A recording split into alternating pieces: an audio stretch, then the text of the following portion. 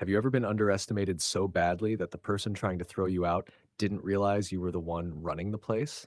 This isn't just a story about arrogance, it's about prejudice colliding with truth, and one man's entire ego shattering in public.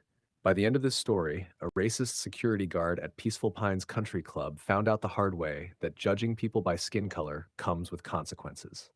Before we get into it, hit that like button and tell me where you're watching from. We love to see how far these stories travel. It was a warm afternoon at Peaceful Pines Country Club, the kind of place where the grass looked painted on, marble tiles gleamed under the sun, and members carried themselves like royalty.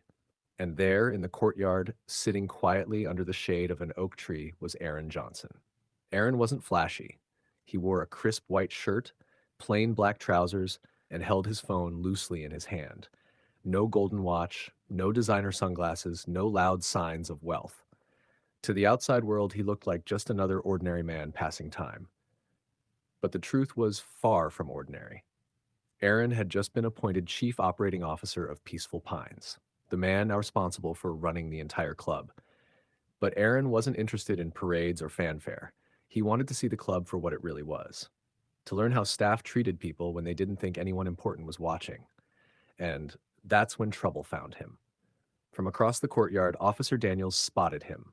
Daniels wasn't just a tall, broad-shouldered security guard. He was the type who wore his uniform like a crown, puffed up with self-importance. And the moment his eyes landed on Aaron, his face twisted with disgust. To Daniels, Peaceful Pines was a fortress of exclusivity. Wealthy, white, polished people belonged here. Aaron didn't check those boxes. And in Daniels' mind, that was all the reason he needed. Daniels strode over, boots clicking against stone, and planted himself in front of Aaron. "Hey," he snapped. "What do you think you're doing here?" Aaron looked up calmly. "Just enjoying the afternoon. Is there a problem?" Daniels sneered, eyes scanning Aaron like he was a stain on the marble floor. "Yeah, there's a problem. This courtyard is reserved for executives and high-tier members, not workers, not visitors, definitely not people who wander in from the street." Aaron tilted his head. "I didn't wander in. I'm exactly where I need to be." Daniels let out a bitter laugh. "Don't play games with me. I know your type. Hanging around places you don't belong, hoping nobody notices. You people always try to slip through the cracks, don't you?" Aaron's eyes narrowed. "You people?"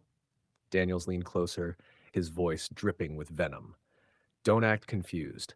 This isn't some public park in the city. This is Peaceful Pines. We keep it clean here. Understand?"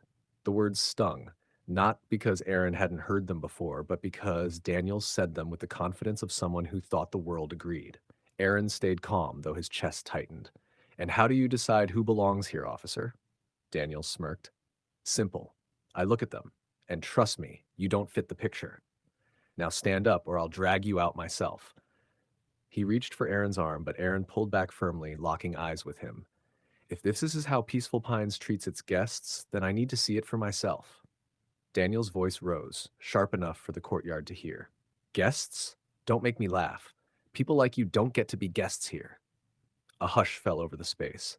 Staff glanced nervously at the scene. A couple seated nearby whispered, too afraid to intervene. Daniels loomed, ready to grab Aaron again, when suddenly another voice cut through the air. "Aaron, there you are." It was James Whitmore, one of the club's most respected board members. His tone was warm, friendly, almost relieved. He strode across the courtyard, smiling wide, and clapped Aaron on the back like an old friend. "Why are you sitting here without a drink in your hand?" James laughed. "Didn't the staff offer you anything?" Daniels froze, his confusion plain. "Wait, you know him?" James turned, eyebrows raised as though the question itself was absurd. "Know him? This is Aaron Johnson, our new chief operating officer, the man responsible for running Peaceful Pines from here on out." The courtyard went silent. Every waiter, every guest, even the birds seemed to stop. Daniel's smugness drained from his face. His jaw dropped. Aaron stood slowly, his voice calm but sharp. "I came here today to see how staff treated people when they didn't think anyone important was watching. And now I know." James' smile hardened into steel as he turned to Daniels. "This behavior is disgusting. Peaceful Pines does not tolerate racism, arrogance, or disrespect. Report to my office after your shift. We'll be discussing your termination." Daniel stumbled, words tumbling out in panic. I didn't know. He didn't look like." Aaron cut him off, voice like stone. "That's exactly the problem. You judged me by what you thought I wasn't, and that judgment just cost you your job. Within days, Daniels was gone. His name scrubbed from the payroll, his reputation ruined. Word spread fast. He wasn't remembered as a protector, but as the guard who tried to throw out the very man running the club. Aaron, meanwhile, stepped fully into his COO role. He launched training programs on respect, equality, and professionalism. At Peaceful Pines, nobody, guest, member, or staff, would ever be treated as less than again. The lesson? Arrogance and racism blind people. Daniel saw a black man in simple clothes and thought outsider. What he didn't see was leadership, power, and dignity. Never assume someone's worth by the color of their skin or the cut of their shirt, because the man you try to throw out today might be the one signing your paycheck tomorrow. So tell me, did Daniels get what he deserved? Hit that like button if you believe respect should never depend on appearances.